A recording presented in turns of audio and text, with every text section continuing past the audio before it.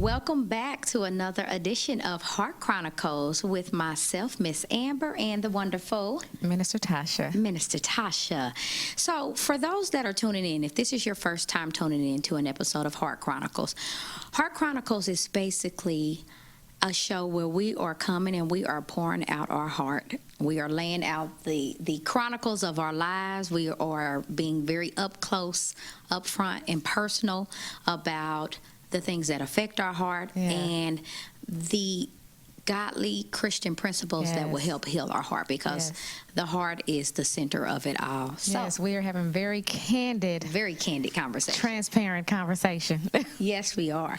So on our last episode, we left off, we were talking about heart failure. Yes. And we were talking about how we don't know what God has planned for us. Mm-hmm. And our thoughts are not God's thoughts, but how often do we allow the thoughts of others or the thoughts of social media to dictate how we function and how we feel? And oftentimes it can lead to heart failure, and I believe it has a lot in our society. I think more so than not, even all the way to the point of depression, and even some people having suicidal thoughts because of it, because they feel like they don't measure up to what the standard society says that you should be by this age, or because you don't look like society says you should look via Facebook or Instagram or TV or Twitter or Snapchat, or a lot of our TV shows that we watch where you know they have this Hollywood life and you don't understand that it's scripted.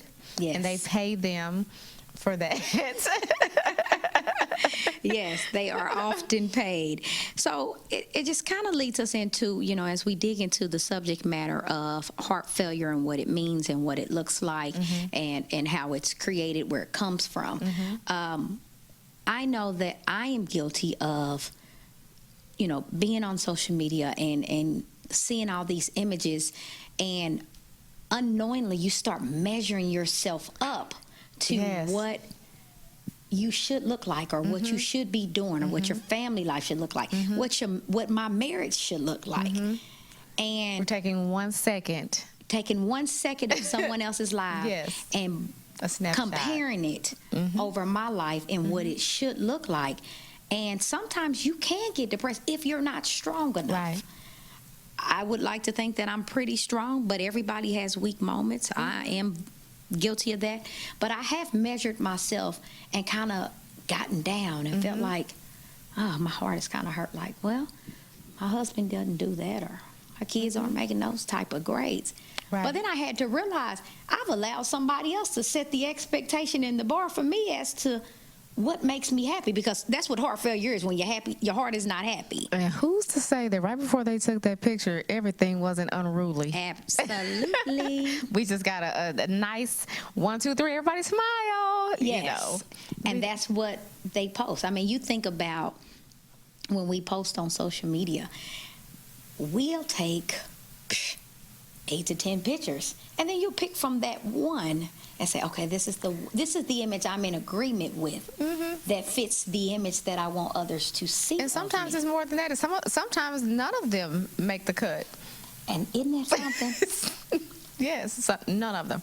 I don't care how many filters you put on, you're like, you know what, never mind. I'm just not even going to post today. Because that one piece of hair was out of place, and I don't feel like doing it all over again. Yes, I have been there. So why does that create heart failure, though? Because I do believe it does create some type of heart failure. It does, because it feels like we're not measuring up, and people aren't going to accept me as I am. Like, this is me. We feel like we're not light enough, dark enough. My skin isn't smooth enough, or my makeup isn't blended enough, or my hair isn't long enough. Or I'm not small enough. You know, my body doesn't look like this person's. Not even knowing they probably can take theirs off when they get home too. Yes. You know, So, but it's just that whole, and I think it starts as kids. You know, when you think about it, that this little girl has long, pretty hair, and yours might not have been so pretty, or you hear everyone saying, "Oh, she's such a cute little girl," and maybe that wasn't the thing that you heard in your neighborhood. So I think it starts young. So I don't think that the heart failure just comes abruptly. I think it's one of them things that once you keep poking at something over time, it becomes a wound. Yes. Yes. So you kind of bring up the fact of what happens as a child and how sometimes heart failure is created as a child. Oh, yes. I always say that how adults function today is a pure replica of what they experienced growing up. What's the word I'm looking for? It dictates Yes. how you function as It an adult, does. what you saw, what you experienced, does. what was given to you, what was not given to you. And I'm a mother of 5 children. One of the things that I am trying, I'm saying trying because I don't always get it right. I'm a mother and I don't always get it right because we all know there is no handbook. Right. But And each child is different. yes, they are. But I am trying to make sure that I create images in them that help them to understand that their failures or they're not being or meeting the bar, the expectations of others is not a place where you look inward or look down on yourself, because it is easy to do as a child. If you don't have the latest shoes, if you don't make the basketball team, if you're not the smartest, if you're not the most popular, you can start creating heart failure internally. And I don't want my children to have to experience that, because I know there are many adults out there that have heart failure right now to this day because of something that happened to you as a child. That's right. That's right. And Or we you don't do certain things or go certain places or wear certain things because of one comment that someone made and you took it as a negative, and that's the, in turn, it's your defense mechanism. When you hear the word heart failure and you hear, if someone comes to you, Minister Tasha, because as a minister, I'm sure you get pulled on a lot about, hey, how do I handle this? You don't say. How do I handle this, Minister Tasha? What should I do in this particular situation? What is the number one advice that you get? I know you are very adamant about making sure that you forgive and you show love and you listen to God's word. But for the average woman that has it all together, she has a great life, so it looks. She has a great life. Everything looks on the outside, it looks perfect. But she says, Tasha, deep down inside, I got some wounds. I'm hurt. How do I deal with that as an adult? What would you tell her? First of all, my disclaimer is, speaking with me, you're gonna have to get raw. And Did y'all hear that? you're gonna have to get raw because Yes. I'm a person, and I do this same thing with myself. If you're not willing to be totally transparent, I don't want part of the story. Tell me everything. Give me everything. Give me everything. And know that I'm going to ask you tons of questions. And my reason for asking tons of questions is because I want to get to your why. Once you get to your why, then you can work your way out of that space, those wounds, those places that hurt. Once you figure out why this hurt me, what happened. And most of the time what we do is we think that the hurt came from right now. And it didn't. It came from way back Back there. over there. Looks like, feels Yes. like, and it's the same thing. But sometimes because it looks different, we don't think that it's the same thing. And that the first thing I go back to is, it depends on what God gives, because sometimes it could be, who made you feel like that in your past, and that again starts them to thinking like, you know what, I never even thought about that. So I'm a person that make you kind of go back into your history and let's rehash some of this stuff. Let's dig some of this stuff up and let's talk through when it first happened, so that I can help you to the place of healing. You know, I know we are talking about women and our heart failure and things of that sort. Do you think men have heart failure to the degree that we have it? Absolutely. Do you think they handle it the way we handle it? No. Really? We're talkers. Yes, we are.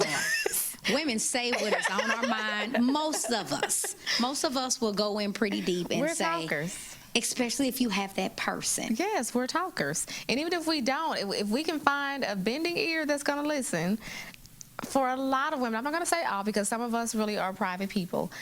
We still just talk to our, I call it your hut, if you will, or your few, you know, your people, your trusted circle, your safe deposit box, your vaults is what I call them, my vaults. I think they internalize more than Do we you do. think that helps them? think it's a double-edged sword. Yes, I could see that. The reason I ask the difference is because I think sometimes when we come together, we assume that because someone is a man or because someone is a woman, oh, you don't have heart failure. I see you walking around, you look good, and you're looking at the man. Oh, you don't have heart failure. I never see you complaining. You always throwing your daps out to your friends. But deep down inside, there's some heart failure, like you said, in everybody. Everybody. I don't care if it was you didn't get the job, you know. And I think men have a little harder than us because the expectation is much higher because they're men. And so that in turn dictates how they handle and who they share that heart failure with. Now, I do think they probably do have their trusted people that they share it with, but as far as sharing it with their companion or their spouse, it's about us creating the safe place for them to come and lay their head to share that, as well as vice versa. Them creating that safe place for us to know that, you know, they're going to protect my most vulnerable spots, you know, the places that are heart failure for me, or what be it my insecurities that I deal with on a daily, or some things that have happened that I'm having a hard time getting past. I think it goes both ways, but because we're more vocal in most cases, we kind of have to wait for them to process it and then say it. I would definitely agree with that. You know, we process all the time. Yes, all the time. We're like constant computers. You know what? So it kind of makes me think about something. As we come into the church, and you know, as individuals come in and they're looking for that space to build that relationship with Christ, do you think that everybody that walks in here comes in because they have heart failure, or they've gotten to a space in life where they're like, you know what, I've identified that I have heart failure, now I need Jesus? I think some don't know that they have it. They know they're looking for something, They just don't know what it they is. don't know what it is, and they want some things to be different because they're tired of getting the results that they've gotten. Others, yes, they do know. Others, I know a few cases where people have been like, well, they wanted me to go to therapy, and I decided, you know, I'm going to, you know, try God first. You know, so I think it's all across the board, but I think ultimately that is why, I'm not going to say all, but a lot of people end up in church. Because some people, you know, grew up in the church, so that's all they know. Because, you know, my grandmother went, my father went, you know, so Right, it's boom, so boom, it's boom. just an automatic that I go. It's automatic that I go, but Yeah. others that didn't have that that path, that's what lands us in the sanctuary, in the doors of the church. And one thing I will say to our listening audience, as it relates to, yes, you know, coming in and getting that relationship with God because you know And you you need should. something, if it is recommended that you go to therapy, go. Yes. I think that sitting on the couch sometimes with someone who is, now I will suggest, a godly therapist. Christian. Because there are Yes. plenty of Christian therapists who will direct you to particular scriptures in the Word that can allow you to grow in the areas that you need. I would recommend that. I have sat on the couch, so I am speaking from experience. I'm not telling you what I don't know. I think sometimes sitting on that couch with It someone helps. who is a godly therapist can give you some of the tools that you need so that you can come out of that place of brokenness. And most importantly, they're unbiased. You know, they can hear without any sway of this way or that way. They're listening to you, and they're able to determine exactly where you are and exactly what you need to do. You know, sometimes we talk to one another, our heartstrings kind of pull because we kind of already know the situation. So sometimes, depending on the person, some people have a tendency to sugarcoat the instructions or the steps, even if God, it's coming straight from God and God is saying, tell them, boom. You're like, man, okay, that's kind of, I don't know if they want to hear it like that, God, you know, but someone that's a therapist will say, this is your issue. This is how you fix it. You know, what can you do, you know, or what steps can you take? If I'm saying do this, and this, which one do you want to try first? You know, they're offering you, like you said, the tools to come out of the spot that you're in.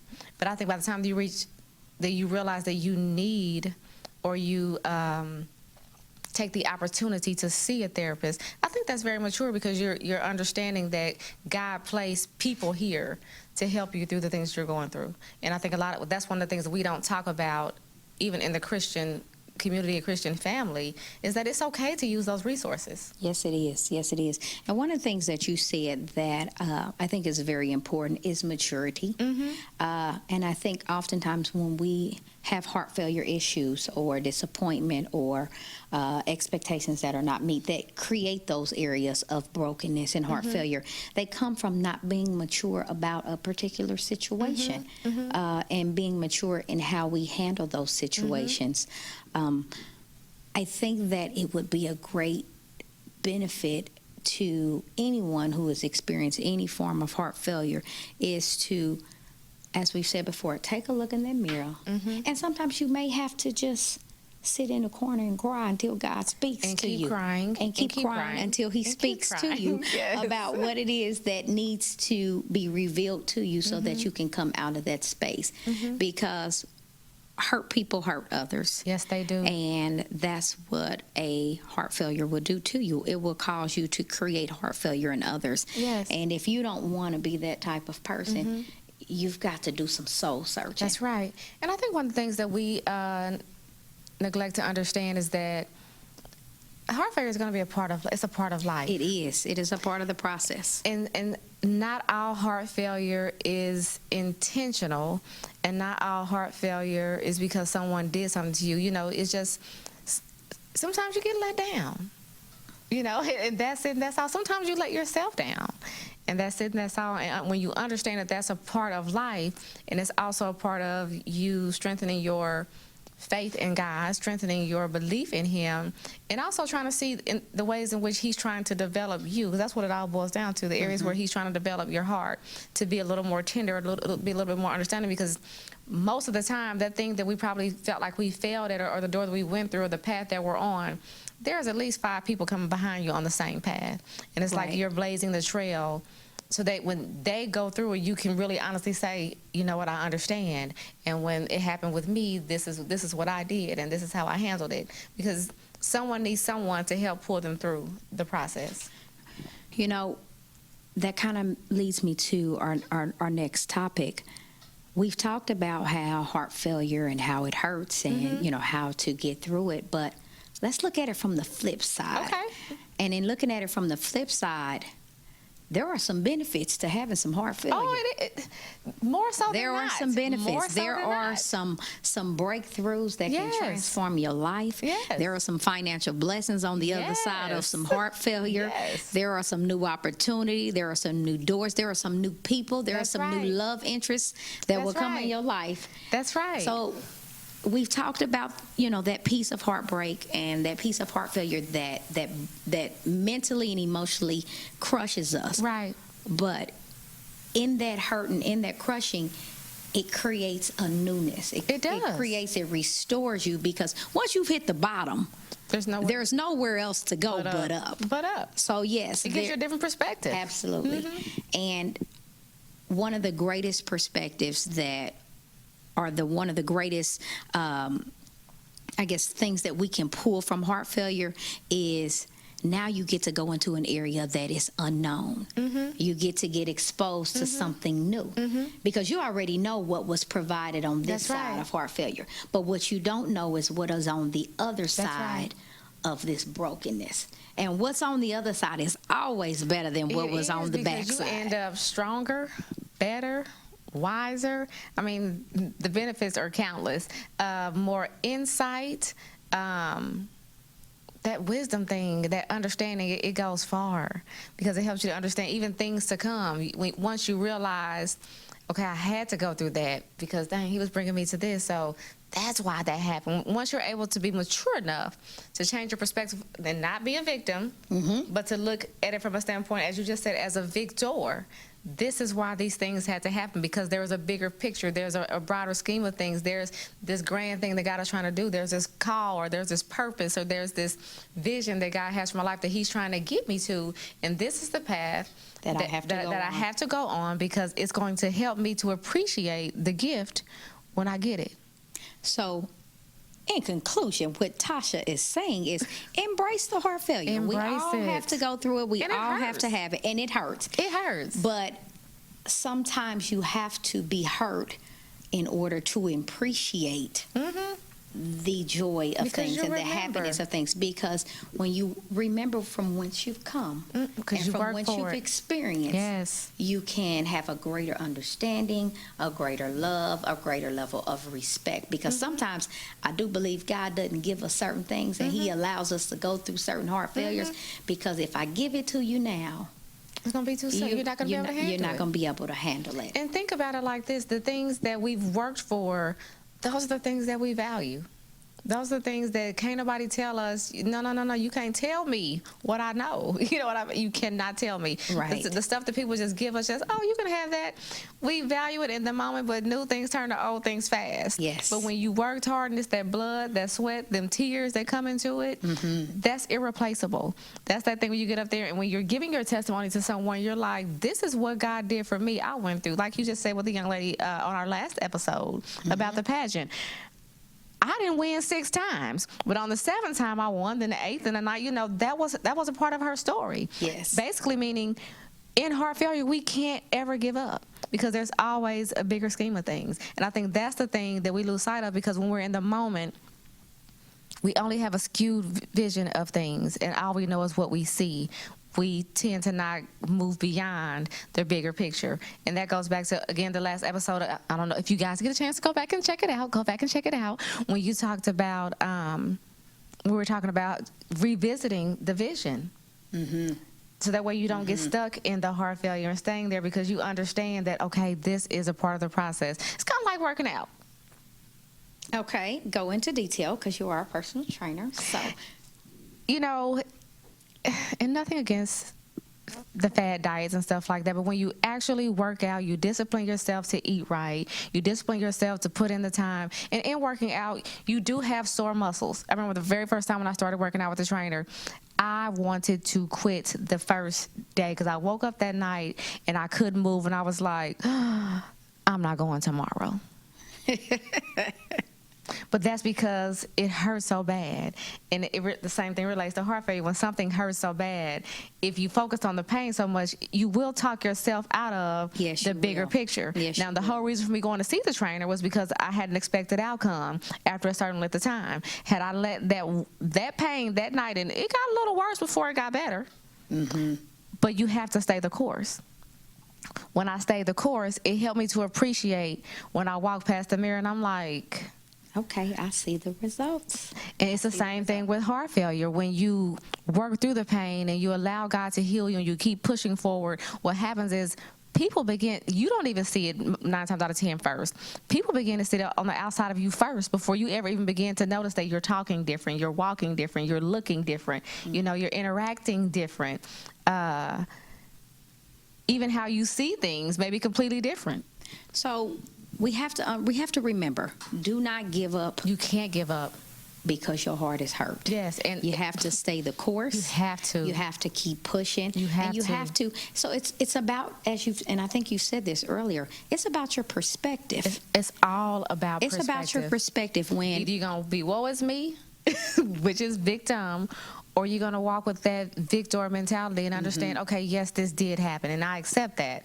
Now, what's the next step? Even if that means, like I said, even if you can't crawl and you're like a baby and you have to scoot until you can get to the point to where you can get on your hands and knees and start crawling before that you is can start correct. taking. That is correct. But the thing is, don't compare your journey with anyone else's, because you don't know how long they had to wiggle or how long they had to crawl before they got to where they were. Yours is yours, and your way is your way just as long as you keep moving forward.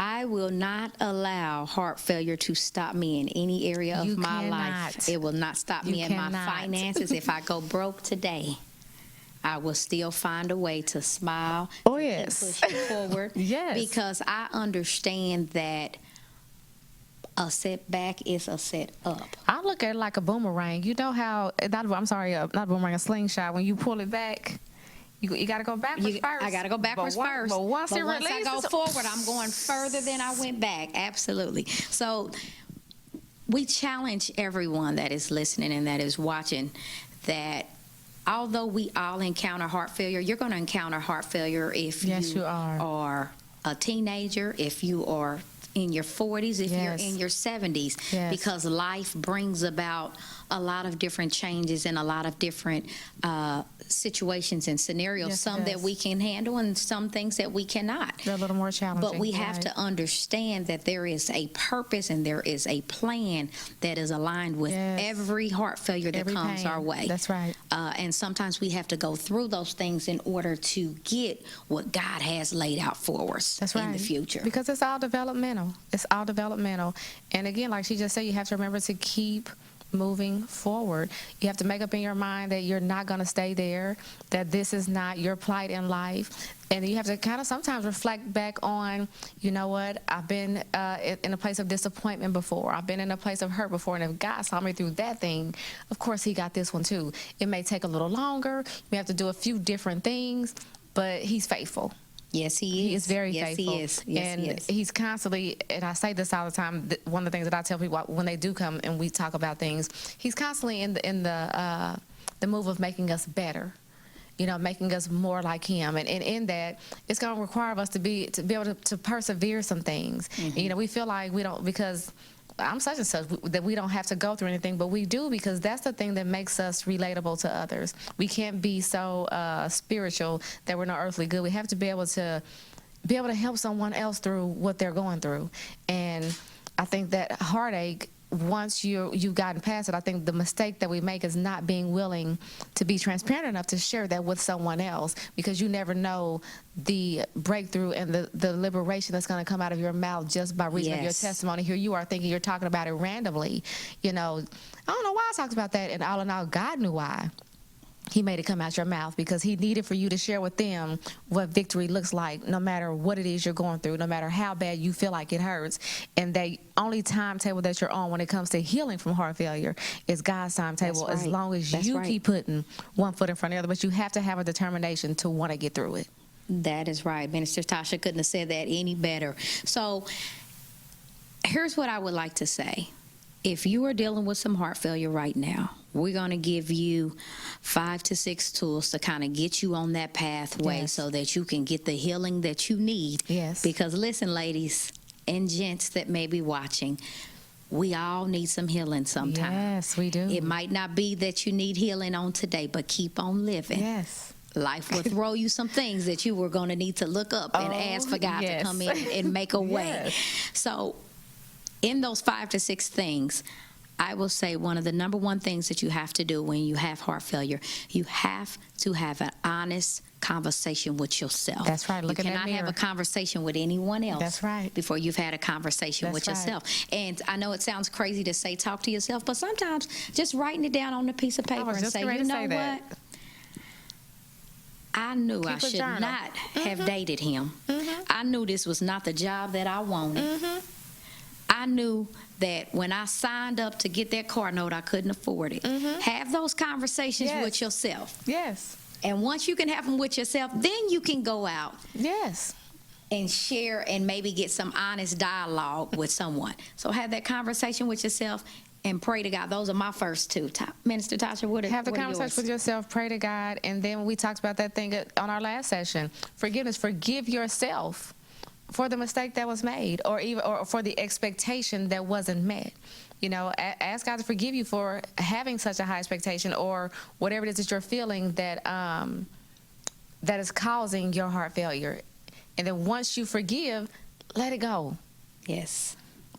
Next thing is, you got to cast down that imagination, because that's the thing that trips us up. We forgive, but then our mind starts replaying the movie over and over and over in our mind. I should have did this. I should have did that. Well, maybe I should have said this. Maybe I should have said that. Well, maybe it's because maybe, you know, when I walked in the room in the interview, I guess I should have shook his hand first and then crossed my legs, and I didn't do that. You have to cast down your imagination, and I think Yes, you that's do. the thing that actually contributes to our heart failure. So forgiveness. Get in control of that mind. Renewing your mind with that word. You got to get in that word so that it can be renewed and refreshed. Your mind can be renewed and refreshed daily. Yes, I would agree. So, ladies, it's time to come out of every piece of heart failure that you could possibly have. Put your big girl drawers on, Put as 'em we on. say. Put Put your 'em big on. girl drawers on. Put your heels on, and you sashay through. Look at yourself in the mirror. Own your stuff. Stop making excuses. That is my number one thing. Yes. Own your mess. That's it. Own your decisions. That's it. And all I would like to say is we are praying for you. We are Yes, praying with you. Yes. You can make it through any piece of heart failure that you have. Yes. So we thank you so much for tuning in to this episode of Heart Chronicles. So we will see you all next week on another new episode. Have a good one.